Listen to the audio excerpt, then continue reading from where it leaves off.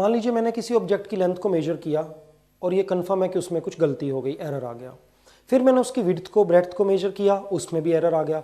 अब अगर मैं इसके एरिया को कैलकुलेट करूंगा तो आप क्या सोचते हैं, एरिया ठीक आएगा या एरिया गलत होगा? ऑब्वियस सी बात है, अगर एरिया जिन क्वांटिटीज पर डिपेंड करता है, लेंथ और ब्रेड्थ, उन दोनों में ही एरर है, दोनों में ही गलती है, तो एरिया में भी गलती होगी, एरिया में भी एरर होगा।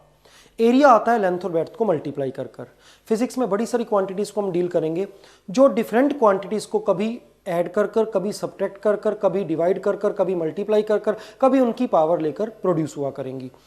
तो डिफरेंट क्वांटिटीज में अगर एरर हो तो उनको ऐड करने पर, सब्ट्रैक्ट करने पर, मल्टीप्लाई करने पर, डिवाइड करने पर और पावर लेने पर इन एरर्स का क्या होता है, क्या एरर्स बढ़ जाते हैं या कम हो जाते हैं? आइए इसको देखें और हमारा टॉपिक रहेगा propagation of errors. We are going to deal with propagation of errors. Errors आगे कैसे बढ़ते हैं? फर्स्ट केस हम ले रहे हैं ड्यूरिंग एडिशन। अगर एक क्वांटिटी दो डिफरेंट क्वांटिटीज को ऐड कर कर प्रोड्यूस होती है और उन दोनों क्वांटिटीज में एरर है, तो इस फर्स्ट क्वांटिटी में कितना एरर होगा?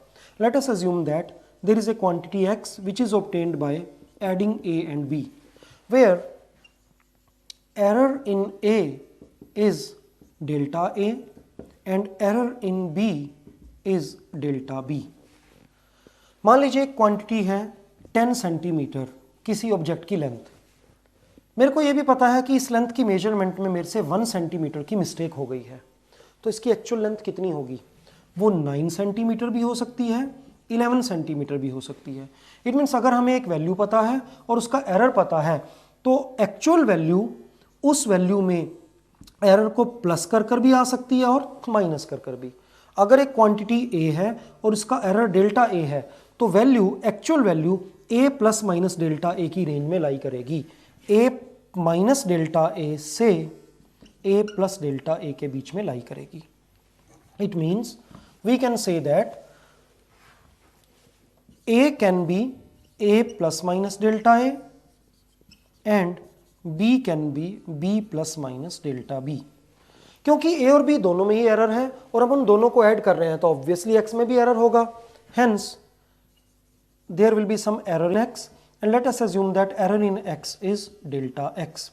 So x will be represented as x plus minus delta x.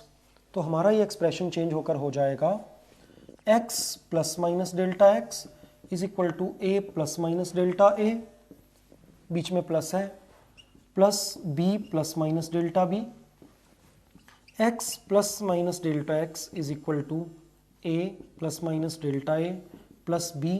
इस प्लस के कारण से प्लस प्लस और माइनस माइनस ही रहेगा, so plus minus delta b। x plus minus delta x is equal to, हम a और b को आगे इकट्ठा लिख सकते हैं, a plus b plus minus delta a plus minus delta b। What is a plus b? a plus b is x. x is equal, x plus minus delta x is equal to x plus minus delta a plus minus delta b.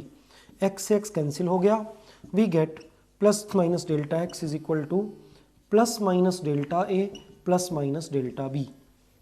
अब अगर हम इस expression को solve करें तो depending on signs of delta A and delta B 4 results हो सकते हैं। 4 रिजल्ट कैसे हो सकते हैं? क्योंकि a की भी 2 ऑप्शंस हैं और b की भी 2 ऑप्शंस हैं। 4 ऑप्शंस क्या क्या हो सकती हैं?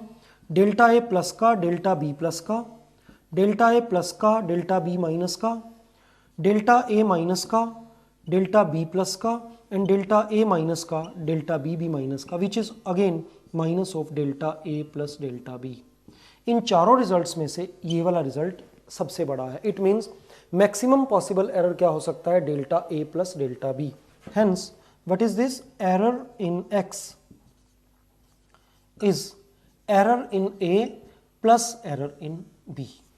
हम यूं कंक्लूड कर सकते हैं, एडिशन करते समय जो दो डिफरेंट क्वांटिटीज के एरर्स हैं, उन एरर्स को ऐड कर कर फाइनल क्वांटिटी का एरर ऑब्टेन किया जा सकता है। मान लीजिए एडिशन की जगह सब्ट्रैक्शन होता तो क्या चेंज होता? इस प्लस की जगह माइनस आता और उसकी वजह से यहां पर प्लस की जगह माइनस आता। फिर आगे क्या क्या चेंजेस होते, आइए उन्हें देखें। तब हम लिख सकते थे x plus minus delta x is equal to A plus minus delta A minus B, इस माइनस की वजह से प्लस माइनस में और माइनस प्लस में कन्वर्ट हो जाएगा, minus plus delta B.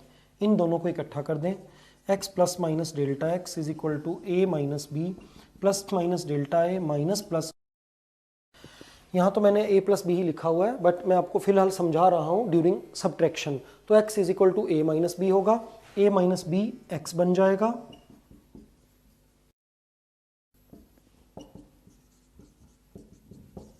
x से x कैंसिल हो जाएगा, plus minus delta X is equal to plus minus delta A minus plus delta B.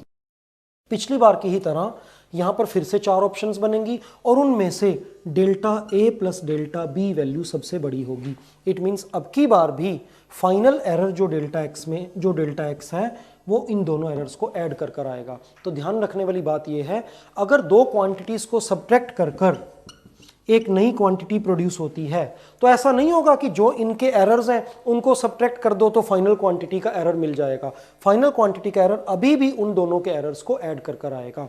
तो हम यूं कंक्लूड कर सकते हैं, during subtraction errors get added up, और अल्टीमेटली हम ये कह सकते हैं in both the cases during addition as well as in case of subtraction errors get added up. Errors कभी भी एक दूसरे को कंपनसेट नहीं करते, वो बढ़ने की कोशिश करते हैं।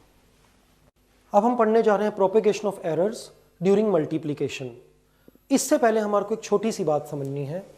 अगर हम 1 plus X raise to power m को सॉल्व करें तो मैथ्स में हम पढ़ेंगे बाइनोमियल थ्योरम के बारे में।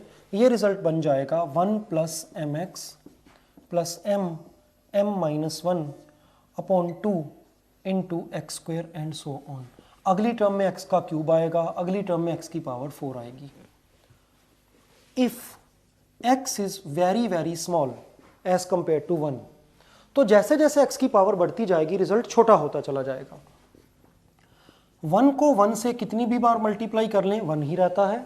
अगर 1 से किसी बड़ी क्वांटिटी को मल्टीप्लाई करें तो रिजल्ट इंक्रीज होता चला जाता है। पर अगर 1 से छोटी क्वांटिटी को से 0.2 को 0.2 से मल्टीप्लाई करें रिजल्ट 0.04, और अगर इसको 3 बार मल्टीप्लाई करें या इसकी पावर 3 करें तो रिजल्ट 0.008 हो जाएगा।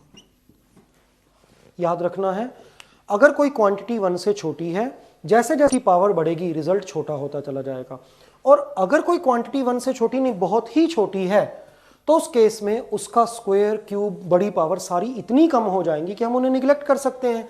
तो ऐसे केस में ये फॉर्मूला एक्सपेंड होकर केवल इतना रह जाएगा 1 प्लस एम एक्स। ऐसा नहीं है कि आगे टर्म्स नहीं है, बट आगे की टर्म्स इतनी छोटी हो जाएंगी कि हम उन्हें निगलेक्ट कर देंगे। ये एक्सपेंशन केवल तभी अप्लाई होगा जब ये वाली टर्म 1 के कंपैरेटिवली बहुत ही छोटी है। आपको ये बात समझ में आई या नहीं आई, इसमें कोई गलती लग रही है, कुछ लग रहा है, आपको फिलहाल फिजिक्स से इतना ध्यान रखना है। अगर हम आगे